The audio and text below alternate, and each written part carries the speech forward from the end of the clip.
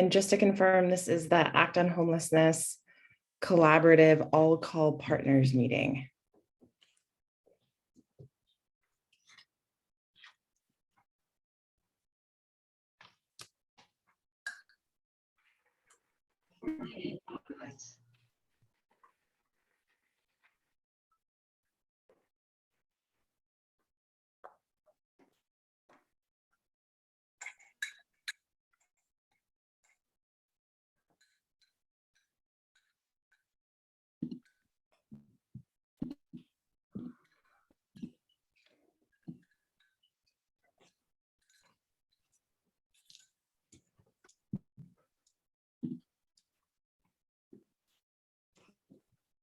Hi, Lisa. Good morning. Sal, Christine, Jean, Lizzie, Jim, David. I mean, we have our core group of folks. This is this is good. Christine is here. Yay. So we're not going to take it personally. But I would say, we've had some dwindling participation in the last few weeks. So we take it as a sign, one, of every organization is dealing with staffing capacity issues and you have to prioritize your time. Totally get that. We take detailed meeting minutes, so we're always happy to share if people can't participate, and we want to make sure that everyone's up to speed. And burnout, okay? And putting out fires, literal ones, as well as crisis level ones. And so we just want to honor that space. Many of you have been able to join our working groups over the month of November, have been informed that we've lifted the working group schedule for December to have your Mondays hopefully be a little bit freer. But we are doing that in light of we'll be working with key partners to collect data for our first annual report. So we'll speak to that in a few moments after we report on our progress of Q3 this year. And also this morning, our guest speaker canceled at the last minute. So I thank you. And this is now, I think, the third time this has happened to me. And I think you can all appreciate it was Kata, Director of Adult Recovery Programs, and there's a surprise audit happening at one of the sites. So I can share that with this small group because you know what it means to have a surprise audit. So totally understand her inability to be here, and Shelby will join us at a future meeting. I think we had some great feedback from behavioral wellness and other partners about learning more the resources that are out there and are available for those who are ready to seek treatment. And CADA is one of them, as well as Sanctuary Center. So we reached out to both, and we're in process of making sure that they're sharing information about their programs with our collaborative in general.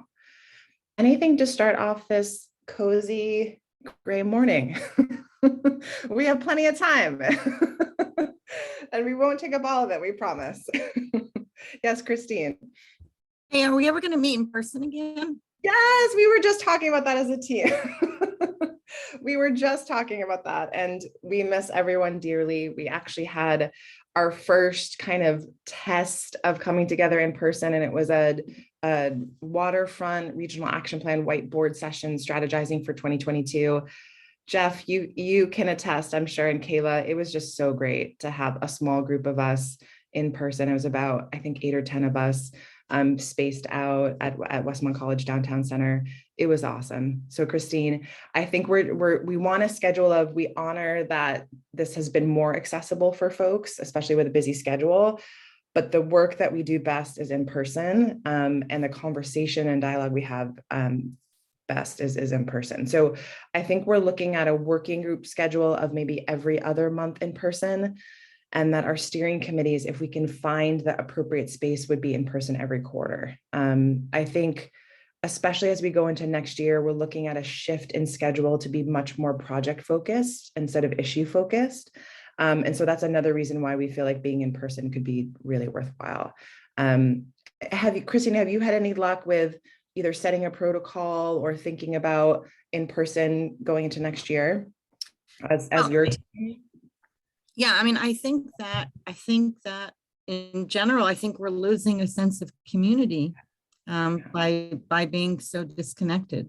And it certainly is easier to jump on a Zoom and fit that into a schedule the drive time and that, that we save is helpful.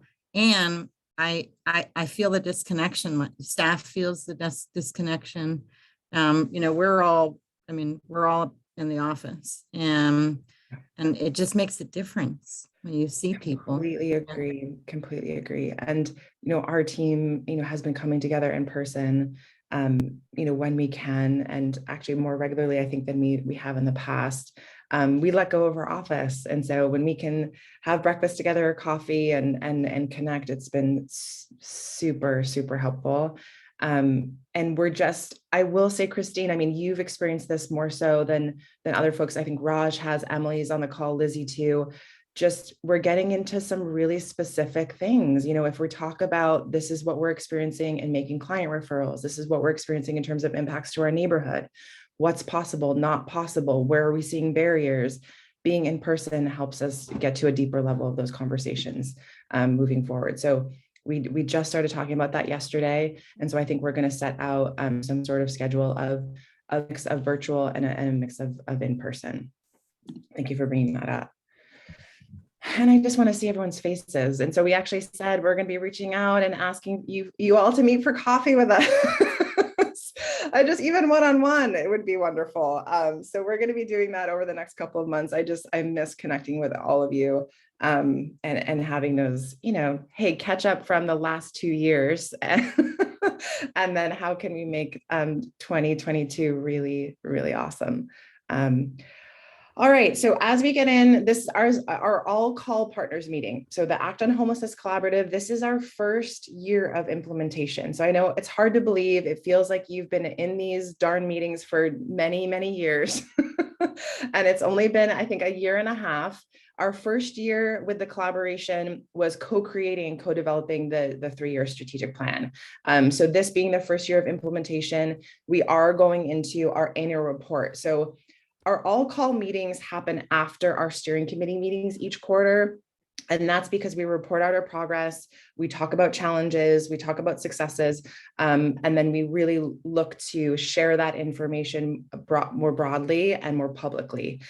So it's been helpful for us to have that check-in with our leadership team, because again, they help make sure that we're accountable to that strategic plan, and then share and engage with all of you about what we have been able to achieve and hear from you.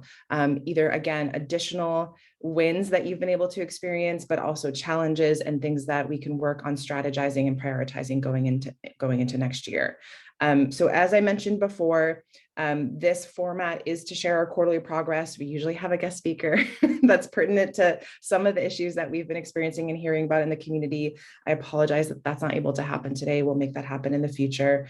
But please, because we have a little bit of time, and we promise we will give you probably an extra 30 minutes of your day today, stop us, ask questions.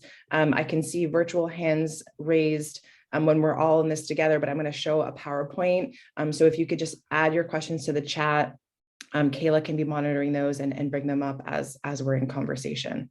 So thank you all for taking the time to be with us today. And I will pull this up.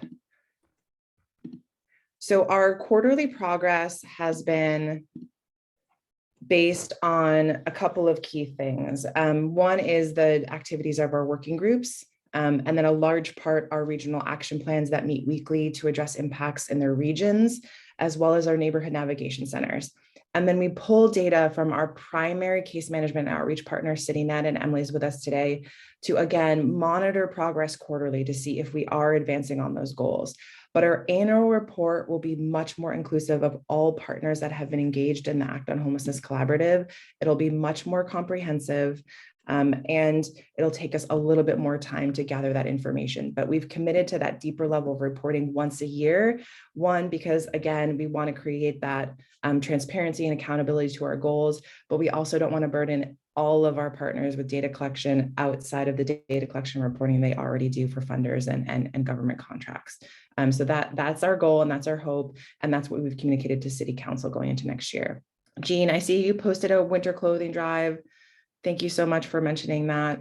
Taking in those donations, especially at this time of year, is really critical, and as the weather already is getting colder. So Jean Michaels, again, so engaged with our neighborhood navigation centers, as well as with our working groups. Thank you so much for posting that. All right, so we have 4 working groups. We have homelessness prevention, housing and shelter, housing retention, and lived experience. And Raj, thank you for your comment on the warming centers. Jeff, if you want to speak to this, I know the warming centers are going back to the previous locations and not all together at the Veterans Memorial Building. So it'll be nice that it's a little bit more spread out, more accessible for folks to get to.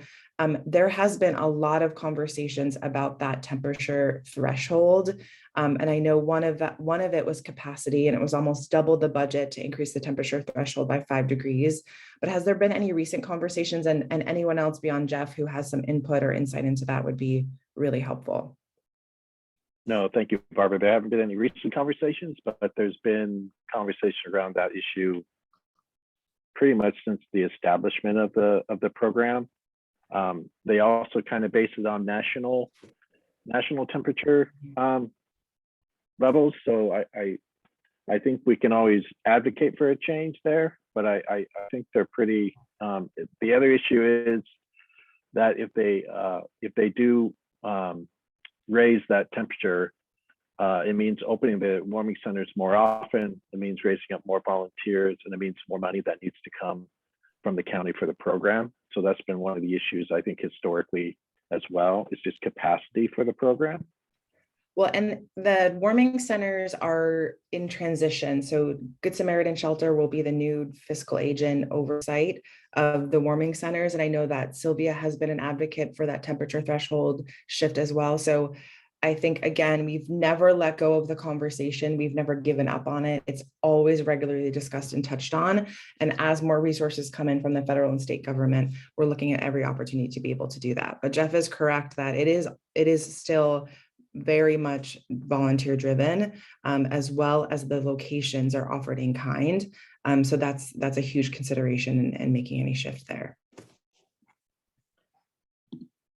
Okay, quick updates. Again, we'll go through this quickly. Some of you have already heard this, so please stop me if you want additional information.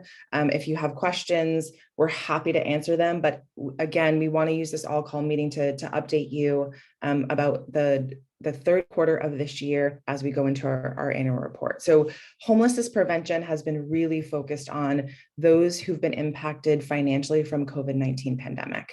And can we prevent housing loss as it relates to that? And so that has been experienced not only by families with children that if they lose their home would be newly experiencing homelessness for the first time, but it's also been impacting those who've been recently placed into housing or have housing that is subsidized as they make shifts in terms of income. So if they were picking up odd jobs and those odd jobs went away during COVID-19, there's been, again, a lot of challenges. I know case managers, as well as supportive housing providers, have been working together to make sure that no one is losing housing, especially those that have been recently placed into housing, and families with children that we know have been disproportionately impacted financially by COVID-19. So United Way of Santa Barbara County has engaged with us regularly, updating the number of applications that they're processing for emergency rental assistance and utility assistance.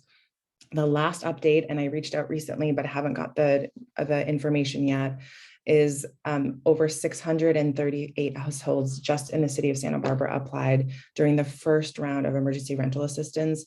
And we know that the second round of assistance, they have received thousands and thousands of more applications that they're processing. So what we're communicating far and wide is patience on behalf of landlords and property owners that if tenants have pursued that emergency financial assistance, that their applications being processed, United Way is trying to communicate their eligibility.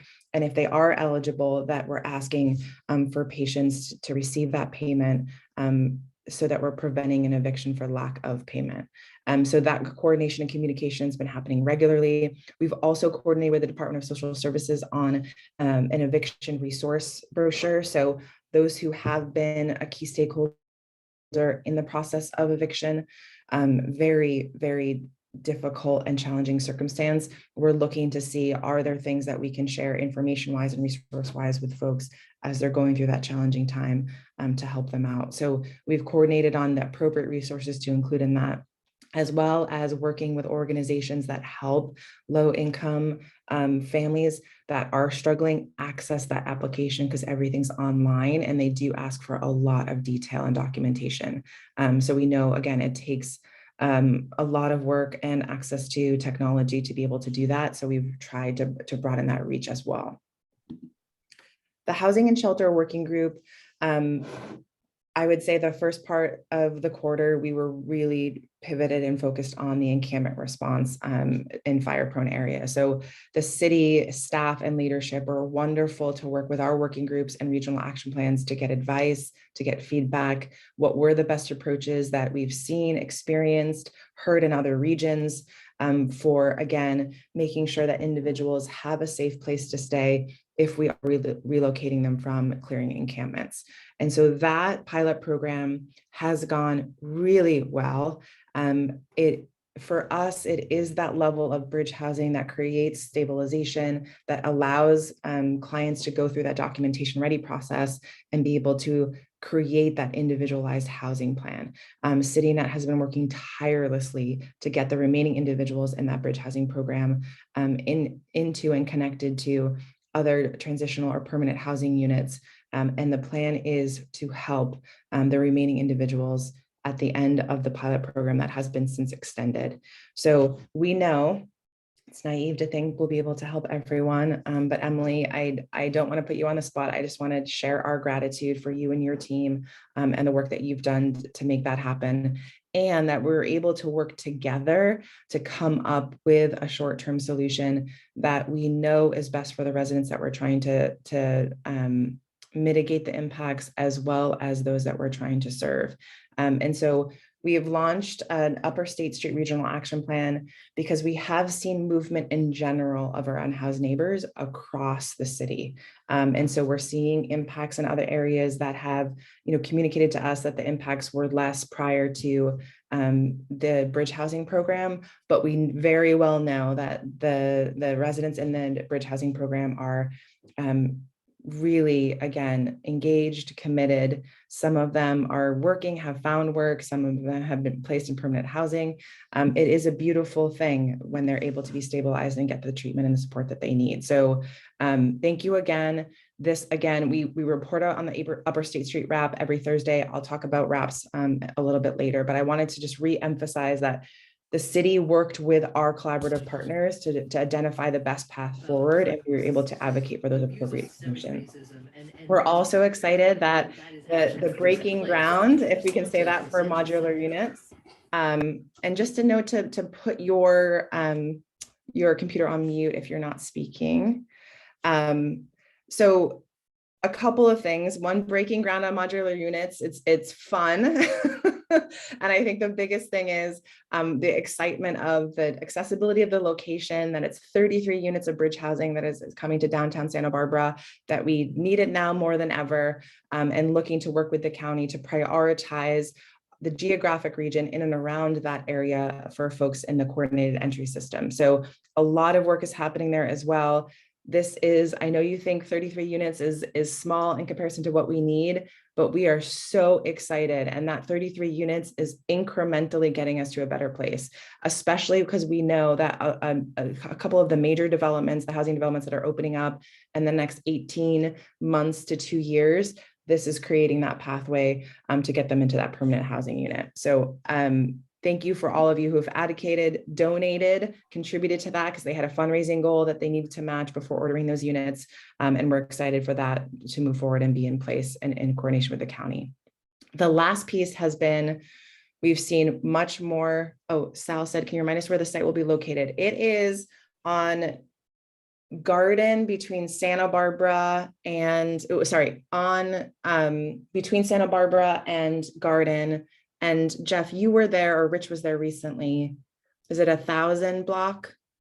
Yeah, it's actually just north of Carrillo on Garden. Okay. So.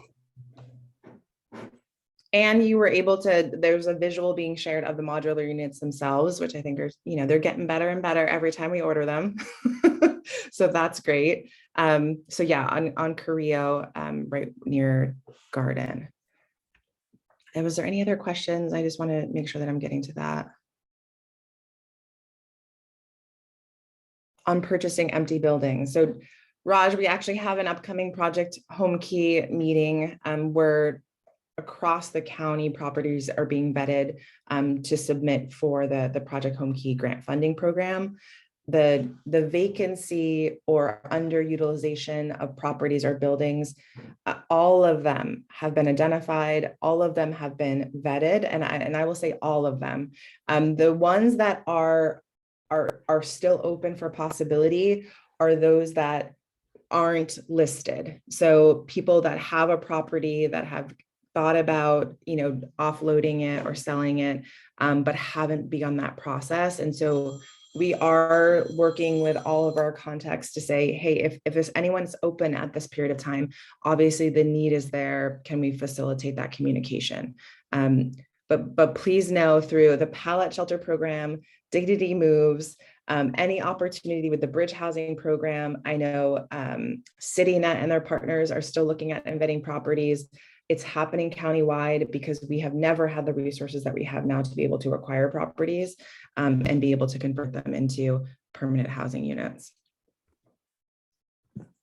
So I just wanted to touch on quickly the mental health crisis response. So not only residents and business owners that have been impacted by those who are experiencing a mental health acuity, but also our providers and the communication and the regular dialogue about what we're observing, what we're experiencing it, and really providers that have been at this for decades are saying that it's worse than they've ever experienced. And we know that is across the board. That's not just our unhoused neighbors that are experiencing the mental health impacts. We know our youth are experiencing that. Every school district has dealt with a level of suicidal ideation that we have never seen before. We know families have been impacted by COVID, are dealing with mental health disorders. We've heard from Transition House and others that families are recurring or having experienced a recurrence of homelessness because they're falling back to being impacted by substance abuse and drug use and other, again, mental health disorders. So this is something that we don't, well, there never will be enough resources. I guess I'm just going to put it out there again. I think some of us have felt a little defeated, but many of us are still very hopeful. There's programs like CalAIM coming in next year that could provide much broader coverage. We have a lot of advocacy about expanding the number of mental health treatment beds. Even the conversations that have been happening recently about utilizing the St. Mary's property for mental health treatment beds, that people aren't giving up. What are the solutions? What can we do to advance them? And how can we make this happen to address the overall need? In the meantime, Jeff has worked with the regional action plans to identify, the top individuals that need that extensive, intensive case management and outreach that haven't yet accepted services, but that need to build that trust and rapport to be able to be open to accept services. And that concentration or prioritization of individuals has yielded positive outcomes, as well as the communication from residents and business leaders about individuals in need. So details of where they are, where they frequent, what they look like, their behaviors, all of that has been helpful to be able to identify them for behavioral wellness and other outreach teams to be able to connect. So thank you again for making that happen. This is an ongoing conversation and one of the top priorities of our Housing and Shelter Working Group moving into 2022 as well. There's another question on pallets are planned for on Garden just north of Korea. This is the lot where Jurisburg Park, same lot. Yes, that's correct. Yes. Ralph, that is the lot that Dignity Moves modular units will be placed. And again, it's a 3-year program. So those modular units, they're already discussing where they will be relocated as part of applying to cover the cost through Project Home Key. So we should get another detailed update at the Project Home Key meeting in early December. So I just want to remind folks, this is where we are in the city of Santa Barbara in terms of need. And so we get a lot of questions about, we're seeing more and more folks experiencing homelessness. there's nothing being done. Why can't we do anything? And we absolutely acknowledge, the frustration, the concern overall. We are in a place legally that if we do not meet the total number of emergency shelter beds, then there is not the ability to enforce where people are sleeping at night. They need a place to put their head. And so I bring this up because the 262 shelter bed need is very significant. And this has not been tackled in the city of Santa Barbara because, again, the lack of space or available space, the lack of openness of a community to embrace an emergency shelter, as well as the funding opportunities that have come through. Dignity Moves has been that opportunity. The Bridge Housing Program on Upper State has been that opportunity. So the transitional housing unit number, we have been able to advance and address with significant financial resources from the city and city leadership. But the emergency shelter bed number needs to be addressed for us to be able to ensure that our unhoused neighbors have a safe place to put their head at night, and that, again, our community impacts are reduced over time. Any questions here? I'm just going to touch briefly on the housing retention working group. This has been, once folks are placed into housing, how can we work to make sure that they're successfully retained in that housing? A couple of key things have come up. We just actually talked and met as a working group this week. And so adequate supportive services, the smaller case management ratio, the trauma-informed approach, all of those are being advanced. And I will say recently, funding opportunities through the county have prioritized intensive supportive services and having many levels of care provided for individuals who are placed in permanent supportive housing. So continuing to expand on that as well as refine that is our commitment moving forward. It has been the agreement of the working group that we will focus on what are those top challenges, how can we work together as partners to address them, and then really implement a more regular and rigorous training schedule so that we know the consistency of tools across providers is there, as well as the consistency of support for our unhoused neighbors is also there. Lastly, Raj, I'll turn it to you because you had the most amazing cleanup day and barbecue and memorial gathering for folks as part of the lived experience working group. You were also there at the neighborhood navigation centers for our collective gratitude event. And it's just been so important to not only have your input ongoing, but to hear from those who have or are currently experiencing homelessness as we try to advocate for solutions moving forward. But anything you want to add here, Raj, as co-chair of our lived experience working group?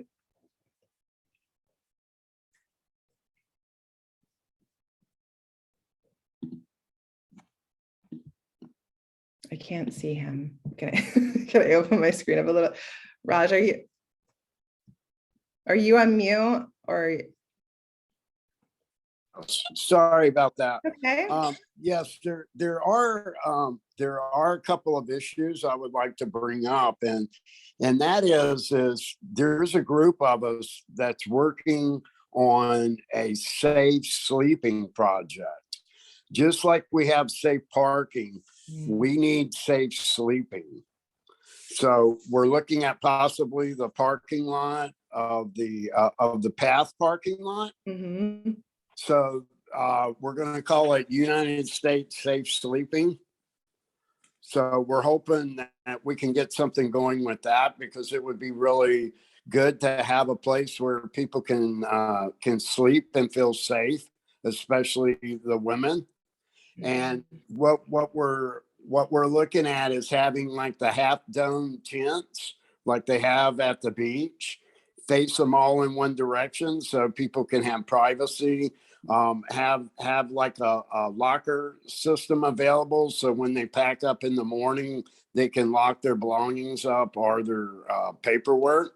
So we're working on that. That's coming through Community for Social Justice. Okay. Another issue that I would like to address today is really a very important one, and it goes more to a state level. But one thing that I have realized lately is with the meth epidemic Yeah. and the violence that comes through the meth epidemic, is that we need to toughen up the laws on rehabilitation.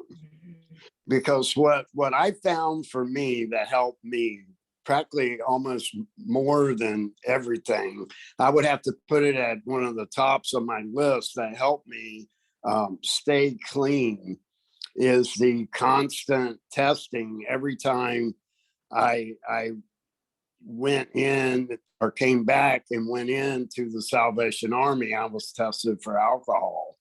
So I just really want to put this into people's heads that we need something like that for meth use. Like if you get busted with meth, I think we need to put more emphasis towards healing the meth epidemic, by bettering our rehabilitation for meth addicts. I think more testing required by law would be very appropriate for the meth pandemic. And I mean, this is a huge problem. A lot of violence comes with over meth use. This is pretty much a known fact. So I just really wanted to put that out there, that this might be an area that we also need to focus on to create a better society for everyone involved. Yeah. Raj, I appreciate you bringing that up. And I just saw an article this morning about drug overdose deaths reaching 100,000 in a 12-month period for the first time ever. We are definitely dealing with an epidemic to proportions we have not seen before. And then the use of fentanyl and synthetics laced in those drugs, and the implications for how that impacts your brain as well as your physical and mental health. Jeff, can you post just in the chat that article from The Atlantic we got just about why we're seeing more methamphetamine use and use of synthetics? I just thought it's a long read, folks, but it was very enlightening for me. And again, Raj, I think you have a great point of we have to look at what are the policies in place to support individuals that have addictions, as well as providing the care and support that they need long term. Thank you for always bringing that up in terms of we need more support, mental health, drug use, substance abuse disorders across the board. Any other thoughts on that? I just wanted to take a moment because we are seeing, I mean, even Kayla with neighborhood navigation centers, they're all in one place to accept services, but also to be pulled into things that we know are triggers for them. So yeah, Raj. One thing that I wanted to add that David Hopkins told me at the NNC, the commuter lot on Tuesday, is that in Seattle, what they're doing is they have a place where if people are drinking and they're pretty drunk or whatever, they have a place where that the person who's really intoxicated can go to during the day, and there's no like prosecution. They can just go there during the day and sober out. And the results from what David told me are really good, because what ends up happening is if you come through more of a compassionate level, then the person ends up being more open to getting treatment. So from what I'm hearing, it's working very well. Yeah, so a couple of things. One is we tried to get Tracy Makuga at our last steering committee meeting, and she canceled at the last minute to talk about restorative court. So that is very much, when is that going to be reinstated? We know Raj on the enforcement, to treatment and then those who want treatment, but there isn't sufficient program capacity or beds for them to be able to seek that out. The last piece is, I think you're talking about a version of those safe spaces, but we did hear from the Crisis Stabilization Center. We have one in South County as well as in North County, that you can facilitate referrals. You do need transportation to drop an individual off, but it is calling ahead, seeing if they have an available bed, and that individual can go through the process of trying to not achieve sobriety necessarily, but to be able to come down from a level of intoxication that is really dangerous. So we do have some level of service there to deal with this, the stabilization response. And like Sal is saying, and Lizzie, restorative court, more treatment beds, all things that we're trying to advance. We've tried to advance for years, but I think there's more momentum now than ever, as well as more funding now than ever for us to be able to make this happen. Christine, I know you're seeing a lot day to day. Any just additional thoughts on where to strategize our time and resources in addressing what we're seeing as a growing need?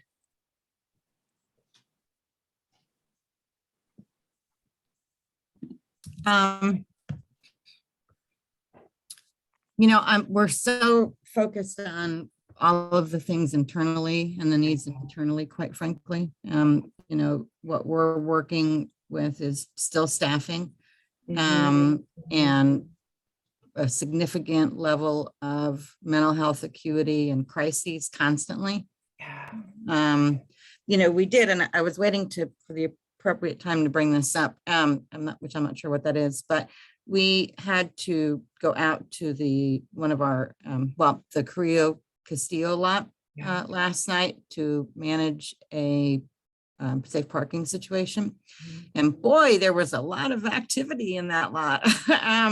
And I mean, I was really surprised at the number of people that were coming in to do deals, whether it was drug deals or prostitution or both, or I'm not really sure. I mean, it was a lot. Like in a short period of time, it was a lot. And can we do anything about that? Are we doing anything about that? Yeah, and please know, I mean, I live near the neighborhood. Rich lives near the neighborhood, so we're not only monitoring activity during the day because the commuter that lot is a location on Tuesdays for the neighborhood navigation, but we're monitoring it regularly throughout. And so this has been brought to the attention of law enforcement. Kayla, I want to turn it to you. I know they're doing more rounds more frequently because that lot has been identified as really, really great activity, and it's more significant activity around drug sales and drug use. And I don't know, if we need to get together an outreach team to try to do some outreach at night, or the evenings and weekend outreach and case management. Christine, you're spot on. This has been coming up in our regional action plan meetings regularly, and something that we want to prioritize to expand resources to be able to make happen.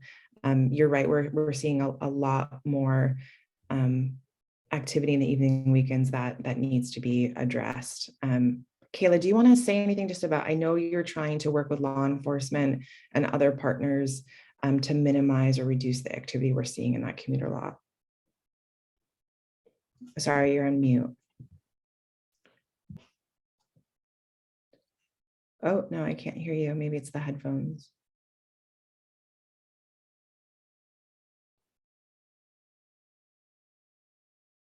Jeff, anything to add there? I don't think Alameda Park has been impacted in the same way. That commuter lot has been. No, but I think it had been, right? It had spiked for a time there. And now Alameda's back down, but I think we constantly see this throughout the city as regions that kind of rise up and become more highly impacted. And so I think one thing we're talking about more and more within our regional action plans is just, and NNCs is just, it's presence. It's having presence of appropriate partners Yeah. as much as we can 24/7, and trying to figure out how can we build more capacity creatively if we need to, just be able to resource people and to help people go the direction they want to go toward exiting homelessness. Yeah. But we had that, and our locations are confidential, so I appreciate Yeah. everybody keeping that information close to the vest. But that's an RV lot for us, Yeah. and we counted 9 individuals living in their vehicles, and they're not approachable. I was remarking about how people were coming in and out, to do deals, and some people were driving in like company vehicles with their logo on the side, and it's just really astounding how much is going on there. Yeah. And we were told anecdotally that routinely people overdose in the lot, and I guess it's the place to go if you want to get fentanyl. Yeah. And gosh, I just, I feel like these, pockets sort of move from location to location, and it just happens to be in that location right now. Yeah. Kayla, now that you're back on with us, anything to add? I know you've seen and communicated, law enforcement has communicated that is a fentanyl drug selling location. Yeah, and meth. I mean, someone came up to us and tried to sell us a pair of headphones for money for drugs. I mean, it was just, it's sad. It's sad. Yeah, just to jump in here and add a little bit, all of what you're saying is what we're experiencing, as well as what we observe, as well as what we're hearing from behavioral wellness, what we're hearing from law enforcement, and what we're hearing from New Beginnings as well. And I know that it impacts some of your operations.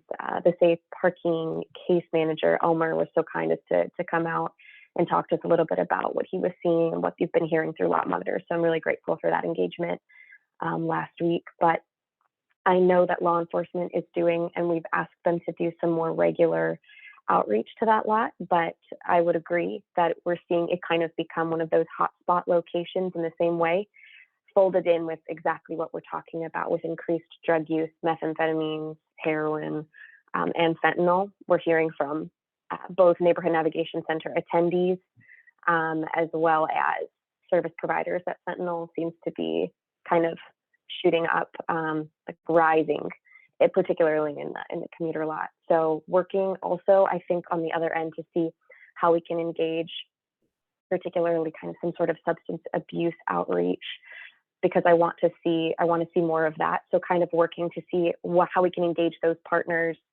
at Neighborhood Navigation Centers. We have CityNet at the lot. We have behavioral wellness, engaging individuals, talking with individuals to build relationships.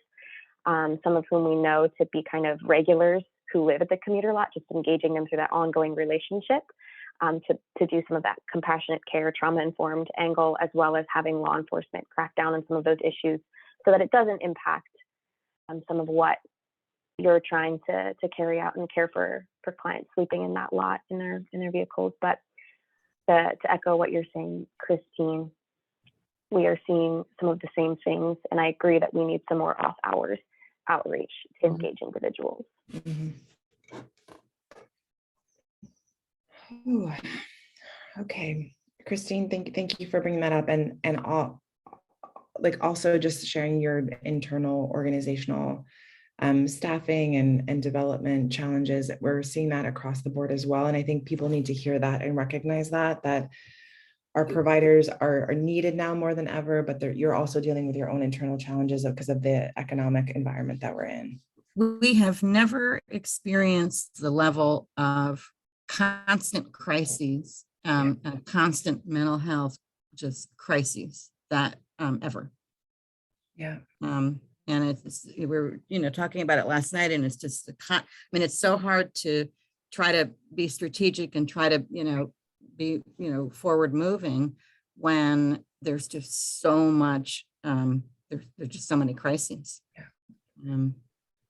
Sal, is there, you're seeing the same from the cottage side of things? Is I know, and cottage has been so great as an institution, just communicating out what you're seeing, the mental health acuity, the use of the 5150 hold beds and how that has increased over the last couple of years. Anything that you're seeing, trends, observations, things that again would help us in advocating for more capacity, more resources, and more beds. I mean, I definitely know that we have a high need for mental health beds, especially crisis beds. I mean, our county has historically not had enough, Right.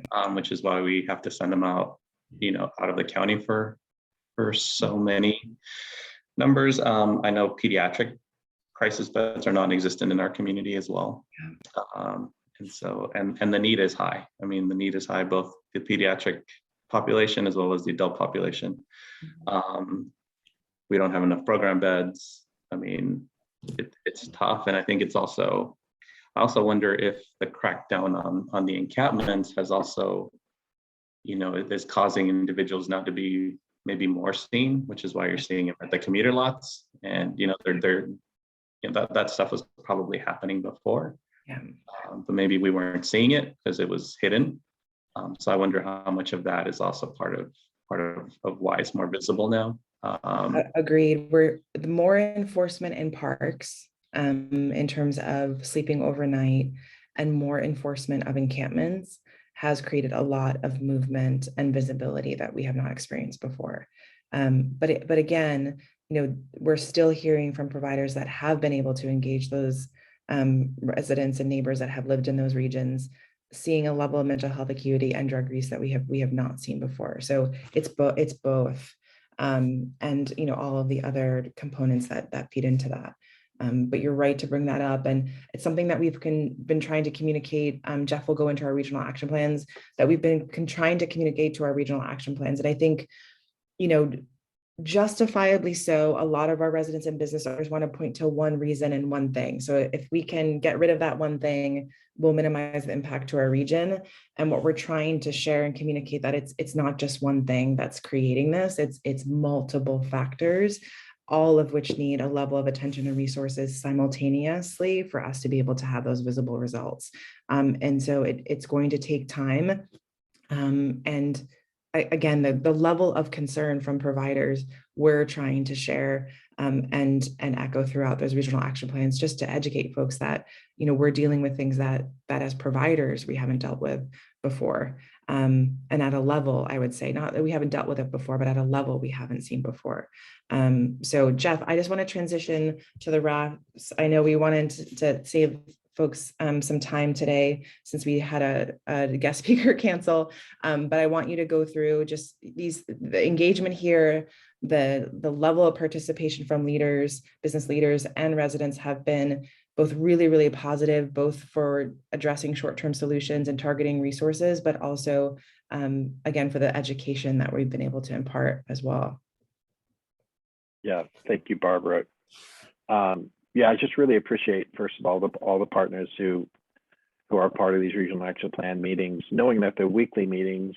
They're not meant to be, the expectation is not everyone's going to make every weekly meeting, but it really is a unique strategy that we've only been able to put into play kind of in Santa Barbara City, bringing together all of our city staff, our, Santa Barbara Police Department, our outreach teams, our business community, our hotel owners, and our residents to all get on the call and try to figure things out neighborhood by neighborhood. They really work very nicely alongside the neighborhood navigation centers now, but are now also kind of growing up within these regions as well to try to help us. And I mean, we can get as I listen to what's going on in this call, and I'm at the Alameda Park Neighborhood Navigation Center every Thursday. These are very challenging times. And I really appreciate that we are, and I thank you, Christine, for what you mentioned, the need to try to pull together and stay together and not lose that. And we're losing a little bit of, I feel like it, because everything is virtual and it does make it difficult. But if there ever is a time where we need to pull together, it's Yeah. and stay together is right now, because Kayla and I are seeing new people at neighborhood navigation centers. We are seeing uprising both in addiction and mental health.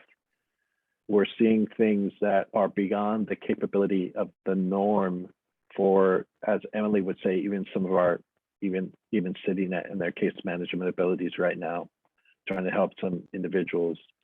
And so these meetings are really, really important. You saw on the screen, I think everyone knows when and where they are by now. You're always welcome to join them. If you want to pop in, just send me an email and I'll put my email in the chat again. So I want to talk about some of the things though that we've been able to achieve, and very thankful for all the work that went into our homelessness response directory from various partners here, which has been very helpful already. I know that downtown Santa Barbara did an outreach on State Street where they handed that document out to 2 full blocks of business owners.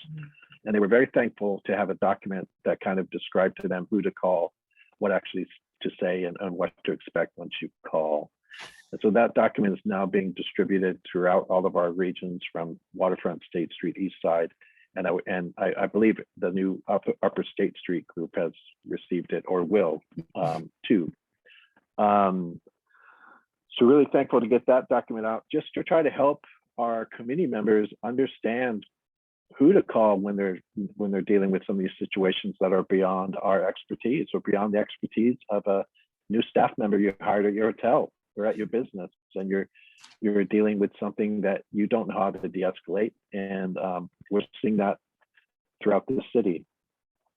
So the other thing about I'm not going to go through it. I have a document on it. Maybe I'll send it out afterwards. But I think the reps are also very key to illustrating where our capacity issues are. And I think what members are discovering is that there are a lot of agencies and individuals doing incredibly hard work in all of our regions. But we do see this gap in what's been described on these calls. We need more safe parking lot spaces. We need more non-congregate beds. We need more housing. We need more clinical professional outreach. We need to expand outreach beyond the 9 to 5 Monday through Friday. These are all the things that are continually coming up on our calls and then within our Neighborhood Navigation Center communications, that now we as SBX can try to figure out with all of our partners, okay, how do we fill these gaps? And that includes advocacy, but it also includes working with unique partners to try to figure out how do we build capacity from our business community. I was just on a call. I had a meeting this week with the South Coast Chamber of Commerce to talk about trying to get the word out for the need for more safe parking lot sites. So I think there's a willingness for them to get on a call and get trained themselves, and then push that information out just to help our vehicular homeless population.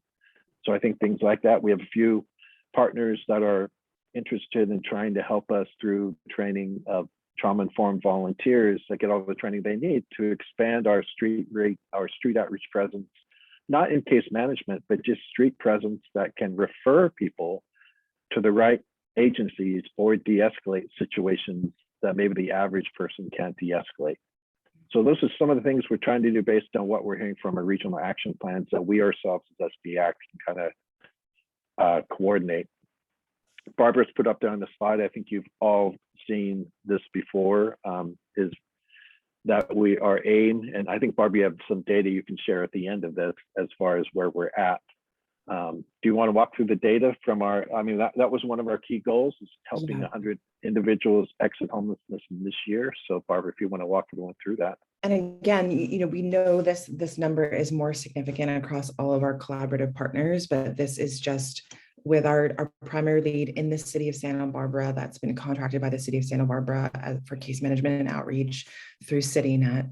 So we set a goal of 100 street exits in 2021. This is per region. And so Emily has been so great to break this down by East Side, Waterfront, and State Street as our regional action plans. Our Upper State Street regional action plan will be included in the future. We're working now to define those State Street and Upper State Street boundaries, both for encampment reporting and impacts, as well as street exits overall. Incredible, again, work from CityNet and others. So we know this number is higher, but in terms of concentrated regional action plan coordination, which is what our goal was, we're at a level where we committed to 25 in each region, including NNCs, 65 overall, but this does not include the bridge housing program as it relates to encampment response. So 58 total clients served through the bridge housing program. And I think, Emily, you recently said it's 40. Currently, it was 44 as of a couple of weeks ago, but you've been able to facilitate some permanent housing placements and other referrals. But that 58 total clients served in addition to these 65 street exits.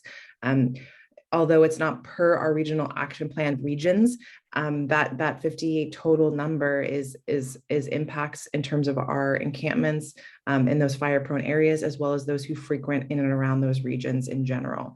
So we don't want to discount that, but I think for our purposes with the all-call meeting, we really wanted to focus on that regional action plan coordinated outreach approach, especially because these reps are meeting weekly to target resources to support and facilitate making this happen.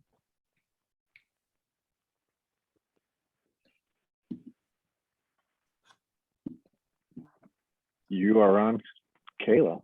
I'm gonna stop sorry. share just because I think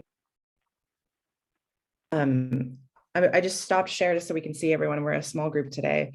But Kayla, I want to turn it to you for NNCs. I know you've been able to speak to NNCs a few times, as well as our last all-call meeting. But in terms of progress we've been able to make and advancing on a third site, would be great to get a quick update from you. Oh, it's still sound. I think you're on mute. Hang on, I'm calling in today. Can you hear me? Yes, yeah. Great. I'm calling in today, so I have to like unmute on multiple things. So Zoom confounds me even now. So some of you have already been able to hear some of our updates, but just over past meetings. But to give you just a couple highlights, since me coming on to SBF, we've been able to add on a couple unique partners to our neighborhood navigation centers, including the library. And they've come on with their mobile services van to be able to provide employment support, kind of job readiness programming, workforce development. So I know some individuals at our Carrillo-Castillo commuter lot have been working with the library to develop their resumes and apply to jobs. So that's been really sweet to watch those individuals be served in that unique way.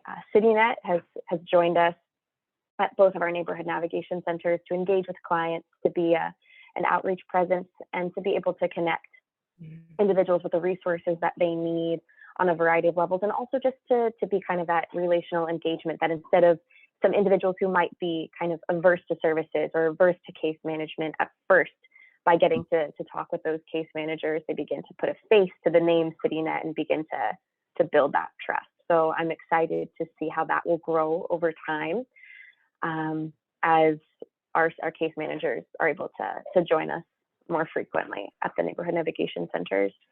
And we are currently in conversation with Calvary Chapel, Santa Barbara. We're still engaging with those pastors, and they are still engaging with the tenants that share their building and the landlady who owns the building to build their own buy-in, They are really excited about not only engaging in immediate relief through neighborhood navigation centers, through providing meals at their site, but also in engaging in those long-term solutions that neighborhood navigation centers are working to build.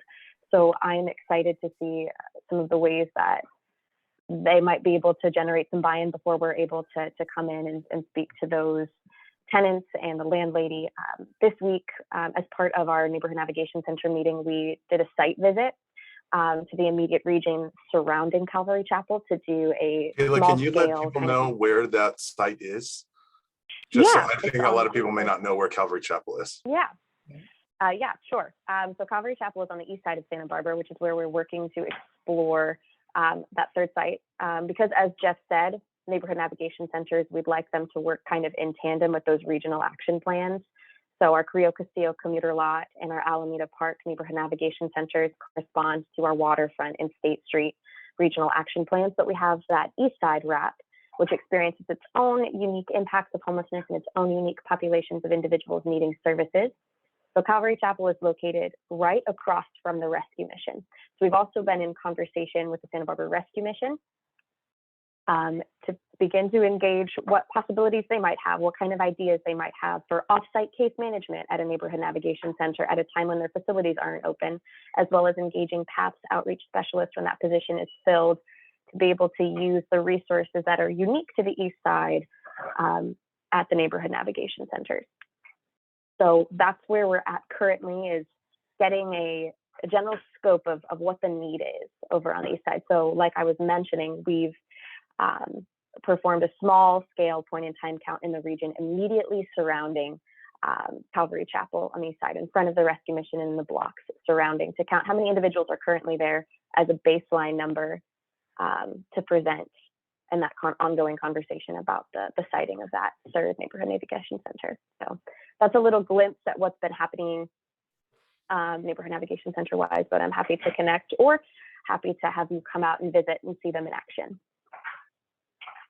Thank you, Kayla. Really appreciate that update, and just again the hardworking commitment for us to be able to reach folks where they're at and provide services that are much needed. A few things as we wrap up today. One is, every time we've asked the Act on Homelessness Collaborative partners to show up and advocate for additional resources in short-term and long-term solutions, we've been successful in securing those resources. So I want to emphasize, and we'll also highlight this in our annual report, but when you show up, amazing things happen. We've committed a steady stream of funding for City Net outreach teams through PHLA, and that was at the end of last year. The Scattered Site Bridge Housing Program was in March of 2020, and that served a total of 22 clients with CityNet and some that they're continuing to support. In May, we were part of the the fiscal year budgeting for the city, and advocated for more resources for the Act on Homelessness Collaborative and for the neighborhood navigation centers that we've been able to match with private funding. And June was advocacy for the encampment response in fire-prone areas after the Loma fire, and the extension of that bridge housing program in October of this year. So it means a lot to us that when called upon and engaged, you show up and amazing things happen. Clearing of really significant encampments in areas that we know are frequented by our residents and families with children, like Pershing Park. That was able to be a coordinated effort with the city and other service provider partners, as well as hotel and motel owners. And again, maintaining that and directing folks to receive services at the commuter lot has, again, been ongoing, but successful to start. And looking at that third location, hoping to minimize impacts to any one region is going to be important to meet folks where they're at. So, and because we are there and monitoring the location, things like Christine, mentioning that there is more drug activity and drug sales in that location, we were aware of, we have heard, we received that communication, and we're working with providers and law enforcement to try to reduce that activity. So it's been helpful for us to be able to be in that regular communication, see things, observe things, and be able to take action. It is really, really challenging times. And we're seeing it from we usually have, I think, about 55 plus on our all-call partner meeting. We're seeing, like I said at the start of the meeting, a little bit of reduced engagement across the board for a lot of really justifiable reasons. But our commitment is to really reinvigorate, be much more focused in terms of how we facilitate our working groups. I think this year we needed to be issue focused. We needed to hear from you. We needed to understand where the barriers are, where we can support providers, as well as residents and business owners in targeting resources. And next year, it really needs to be, how do we take particular strategies, advance them, so we're seeing more positive, visible results, and we're seeing them in a way that people feel it, both provider-wise, you're having better experiences with clients you're trying to serve, as well as impacts in our neighborhood. So that is our commitment moving forward. we will be here to support you. And like we said, we really just want to reconnect with you face to face and have those conversations about how you're doing. And so we will be reaching out to many of you to have those conversations, and both how the collaborative can better serve you and better serve the community. We want that feedback. We're open to that, and we're open to making those improvements going into next year. We've been able to have those conversations already with a couple of our RAP partner groups. And it's always so helpful to us. We only want to be of support value to you. And so it really is important for us to hear that feedback and those suggestions, recommendations moving forward, so that we can make your day-to-day a little bit easier. Any last questions, comments, concerns before we sign off?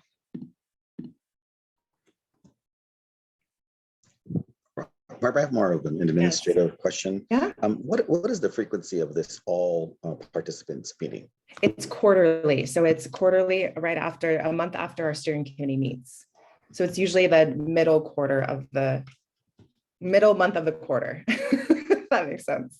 Okay, perfect. Thank you so much. And thank you for all your great work and coordination. It's great to be here and hear the reality of all the things that everyone is doing. So thank you for this. Ralph, thank you so much. And thank you to you and the public health team. It has been a really, really tough and challenging, and that's an understatement, 2 years. And I can't believe we can say that now. It's been absolutely wild that we're almost into 2 years. So without this ongoing communication, I think this year has been good. I mean, we've added a lot of meetings to your calendar, but at every turn we've had something come up where we needed to use those meetings either to share information, talk about a challenge, talk about an impact that we need to target resources for. So it has been so valuable and worthwhile for us. We hope it's been the same for you. But like we said, we're trying to lift some of that meeting rigor in December. We understand people are just flat out exhausted and need to concentrate on other things.